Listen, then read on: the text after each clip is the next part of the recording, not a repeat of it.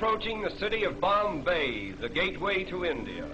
And the first view that comes to our attention is the gate itself, an admirable illustration of Great Britain's constructive influence. Bombay is the second largest city of India and one of the chief seaports of the Orient. It has a mixed population of over 1 million people, representing practically every race and creed in the world.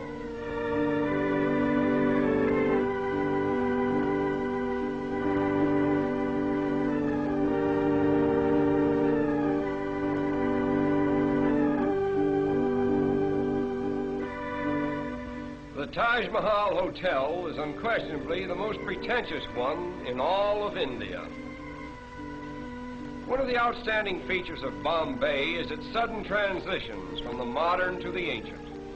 This scene, for example, was taken a few minutes from the heart of the city, where the 15th century is constantly rubbing shoulders with the 20th. These automobiles cutting into this line of ancient vehicles suggest an odd symbolism which typifies all of India. For time and time again, the new cuts into the old. But the gap is soon filled in, and the ancient procession goes on in strange defiance.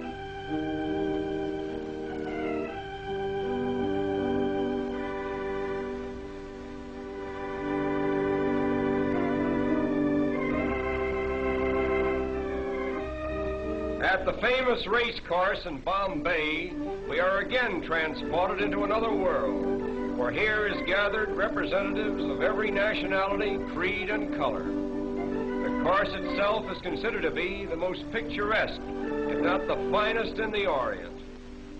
We are particularly interested in the costumes worn by the Parsi women.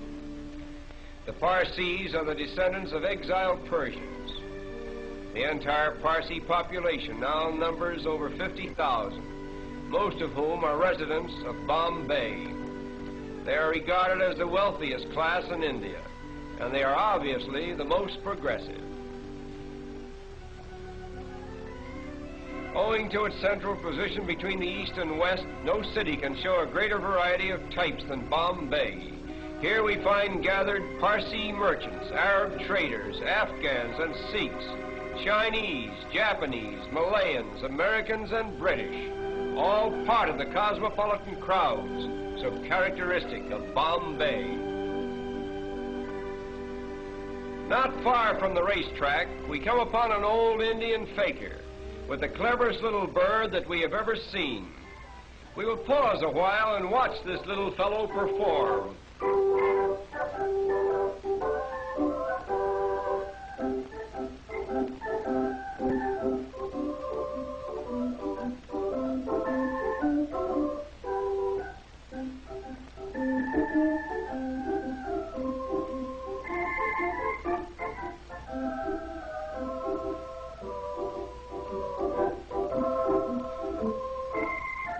All this work is just to get a little seed that is lodged in a tiny bucket.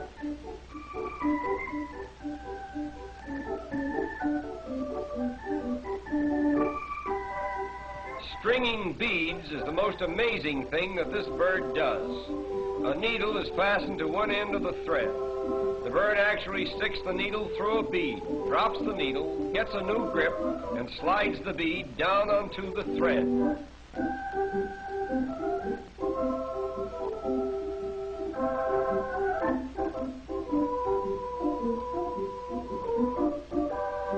But there is much more to see, and our time is limited. So we will leave this little bird with his beads and continue on to a picturesque fishing village just a short distance from Bombay. This quaint little habitation seems to have no connection with the mainland, and life in general appears to be carried on quite apart from the outside world.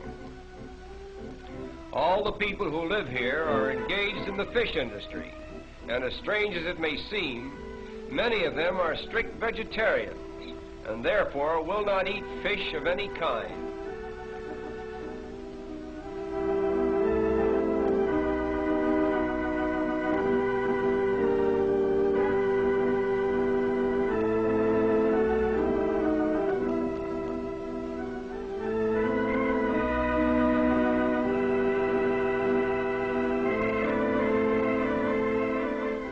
Even in this peaceful little village, there is a rigid system of caste. Here we find two attractive young ladies of the proud fisherfolk class. The dress each is wearing is called a sari. It is a one-piece garment which unwinds to about 8 yards in length. Look closely at these young ladies and you will see a round dot in the center of their foreheads. This dot, which is usually made of red paint, signifies that the wearer is married or eligible for marriage. The flower pot before which they are standing contains the sacred Tulsi plant, an emblem of virtue, which is worshipped exclusively by Indian girls. The story goes that a certain virtuous maiden named Tulsi was changed into a plant just as she was about to be assaulted by a demon. Thus, the Tulsi plant became a shrine of chastity for virtuous Indian girls. The chief occupation for the women of this village is in drying and preparing the fish which is caught by the men. The method for treating the fish is to first soak them in salt and then lay them out on the sun-baked ground. When they are thoroughly dried, they are tied in small bundles and sent to market.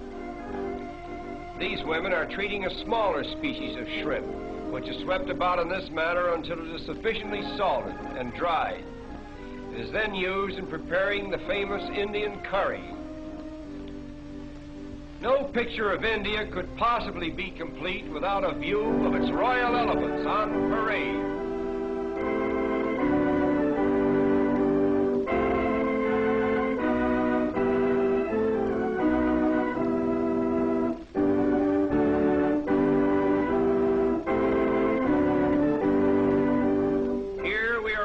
Of the wealth of India and the splendor of the days that used to be. This is just a rare and special occasion, staged by one of the wealthy Maharajas at a grand social event. The headpieces worn by these elephants are made of solid gold and are studded with magnificent jewels. But now our journey is coming to an end. We will take one last look at Bombay before we draw our visit to a close. To the observing tourist, this view is more than just a picture. It is Bombay, the gateway to India. Through it flows the commerce of an empire. Great commercial houses, stately public buildings, and educational institutions flank its broad thoroughfares. Railways converge here from every state in India, and steamship routes diverge to the ends of the earth. Such has been the first constructive imprint of Western civilization upon this much talked of and generally misunderstood country. And so our journey ends. We bid farewell to Bombay, the gateway to India.